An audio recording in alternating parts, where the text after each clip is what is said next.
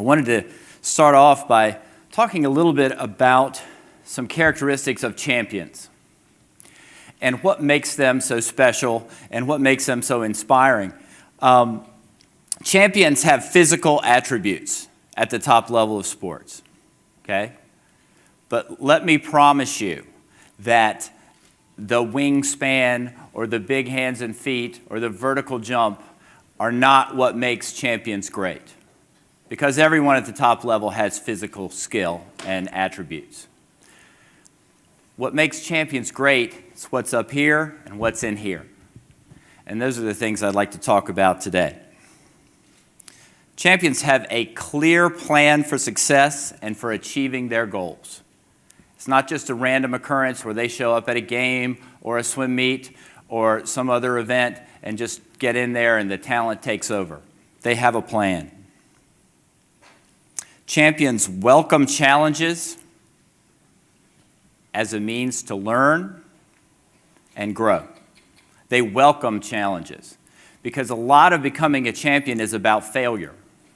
You know, what we get to see on TV is the end product of a very long process of ups and downs. And sometimes we get to see the downs on TV. But usually, if the process is sound, you get to see the end result of success. But that process is a very long and difficult one for anyone.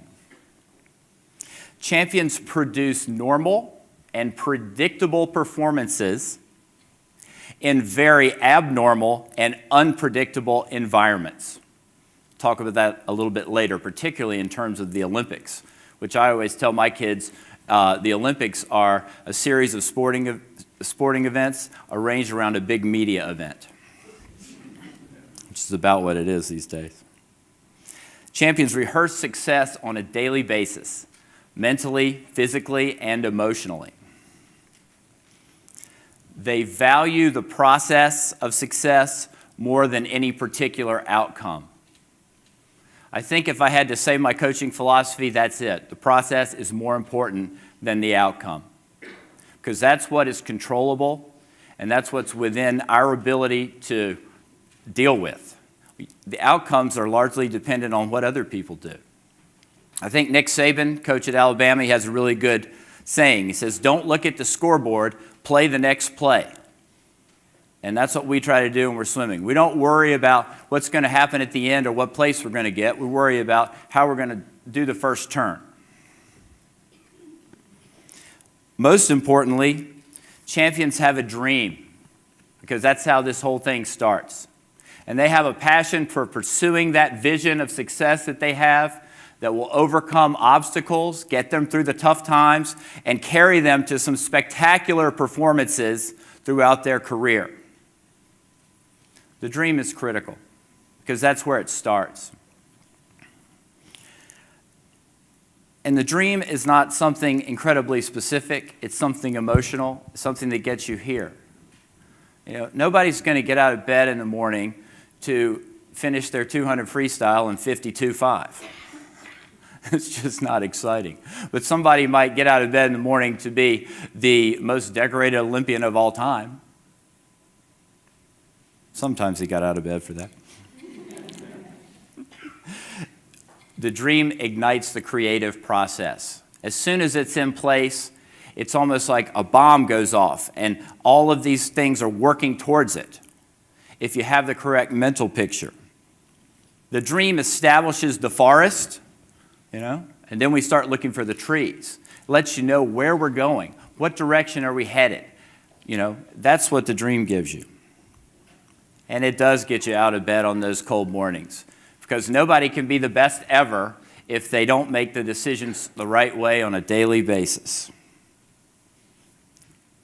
That dream can change a little bit. Michael Phelps, at 12 years old, came into practice one day, and we were talking about something, I don't know, it came up, and some of the kids were talking about swimming the Olympics. And Michael said, "I want to swim in the Olympics." I said, "Really?" It's like, "Yeah." I was like, "Well, that's a good goal, but you better do a lot of butterfly if you're going to do that, so let's hop in and get going," right? It's pretty far off. Today, here's what we're doing.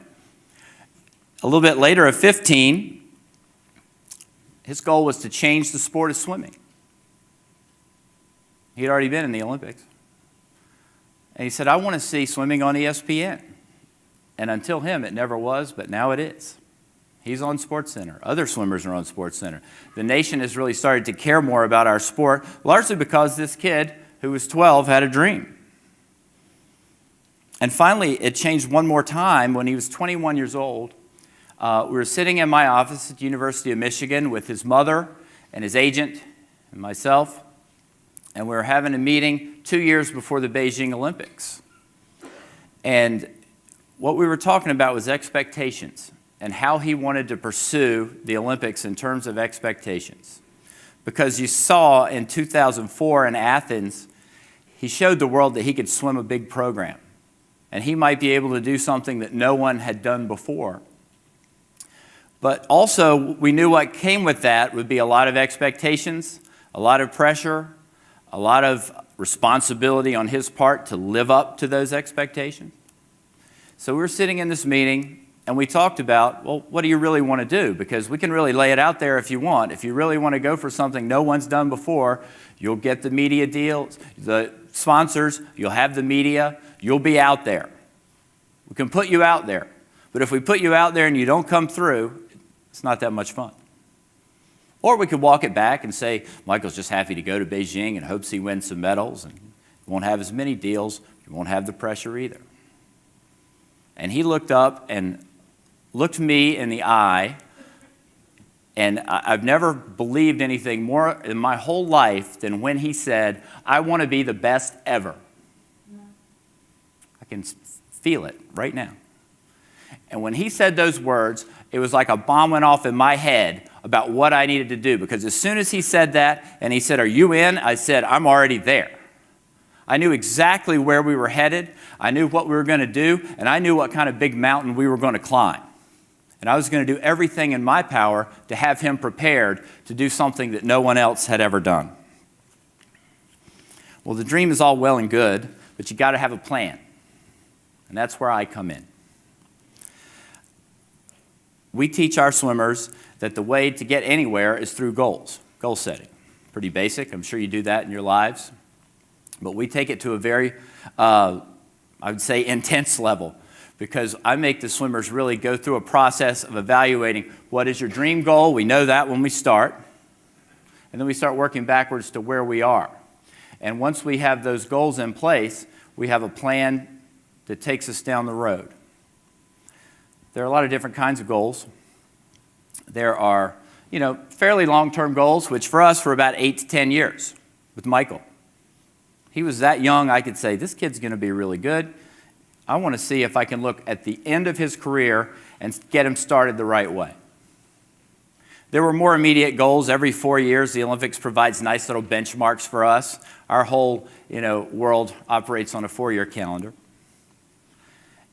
And that's still fairly vague, but you can identify some themes that we're going to work on and things that we'd like you to do. And then finally, you get down to about 1 year, and we can do that really specifically. I can plan what I want an athlete to do every day for a whole year with some real reliability, unless they screw it up, of course. And then we change. But the most important goal that they have is short-term goal, and it's not even short. It's what I call the immediate goal, and it's where the rubber meets the road. And that is, what are you going to do right now? I'll give you an example. Any of us here could list all the benefits of eating better, right? Eating healthy. Going to live longer, going to live better, going to feel better, might look better. Everybody would agree with that. Everybody could find a resource that would help them come up with a plan to do that. And even a time frame. By 6 months, I would like to achieve this. But the key decision in all of this process is going to be, what do you do when the cookie's in your hand? You're going to put it in your mouth, you're going to put it on the table. That's where progress is made. I'm about 50-50 on that one. But sometimes I make it, sometimes I don't. But that's what we do in the goal-setting process. And Michael's very good at goal setting. When Michael was 13, I sat down and took him through a goal-setting process where he listed 3 events. He listed his times to the 100th of a second that he'd like to swim, 3 things that he would have to do to achieve each goal, and kept that paper on his refrigerator, so he looked at it every day. He ate a lot, so he saw it a lot, right? He was 13. I think that next year he gained almost 60 pounds. It's hard to believe, but he grew about a lot. Okay, so he's got these goals, and at the end of that year, he swam the meet where the goals were supposed to be done. He started swimming these times, and I started thinking, I don't have that sheet in front of me, but these are pretty close. Well, in 3 events, they were this close. His 200 fly was 204.68. He went 204.68. That's hard to do, right? In the 1,500 meters, which lasts longer, the goal was 16 minutes .00. He went 16 minutes .8, so he was 0.8 of a second over 16 minutes. And in the 400 IM, he wanted to go 431.86 and went 431.81. He does that all the time. And to me, that means if you have a very good eye for goal setting and you know how to specifically turn that into your training on a daily basis, you can predict what your performance is going to be. The goal setting process also lets you choose the menu of things that you're going to work on a daily basis. Champions need things to work on. They all have things. A good example for this past meet was a young lady that swam with us, Allison Schmidt, who ended up actually winning 5 medals, 3 gold medals, after winning 1 bronze medal the last time in Beijing. And I felt like for her big challenge was strength. She wasn't physically very strong. And that's really important in terms of swimming. So we started working on some simple goals. And I think one of the reasons people say, how did Allison improve so much? I'll say it's very simple. She went from being able to do 0 pull-ups, okay, to being able to do 3 sets of 8 or 9. That's a significant change. But when we have a plan where we're looking for what are the strength gains we need, what are the gains we need in the water, what are the technical improvements we're going to make, all of these things kind of come together and you can work on it in a comprehensive unit. And that's how performances are made. Being the planner, and you got to think of me as like a GPS, right? Like swimmers driving this car. I'm that annoying thing on the dashboard, okay? I'm saying turn right, and sometimes they turn right, and things are good. But sometimes I'm saying turn right, and they keep going off to the left, and then all of a sudden I'm like recalibrate. You know how that does? Get you back to your goal. Well, that's how these plans are. And I'll tell you how one time our plan came off the tracks. In late 2007, Michael had the best swim meet a swimmer had ever had in the Melbourne World Championships. He won 7 gold medals, broken, I think, 6 world records, and we were looking pretty good for Beijing. Because my goal for 2007 was to have him so good at that World Championships that he could be 20 or 30% less and still win every event in Beijing. And I thought we were there. He had a big mental edge over the competition, and he had a physical edge. And he came back, and he was training brilliantly. Every day I would give him something, he would do it, he would get better. Every day he was getting better. We got to the end of the year, and we had completed a training week, and I had gone home, and it was, I'll never forget. I had gotten up and done a run. I'd gone to Whole Foods. I'd come home, and I'd chopped up all these vegetables, and I made vegetable soup. It was on the stove. And I get a call from the emergency room. And they said, Michael's broken his hand. We had a bunch of ice in Ann Arbor. Did one of these. All of a sudden, our plan changed. And let me tell you, to this day, I still can't eat vegetable soup. I'm not kidding. That's how much it affected me. I was like, what am I going to do? So I got there. And he was, I wouldn't be exaggerating if I said he was in a panic. He was very upset and emotional. And he said, I've just given away 3 gold medals.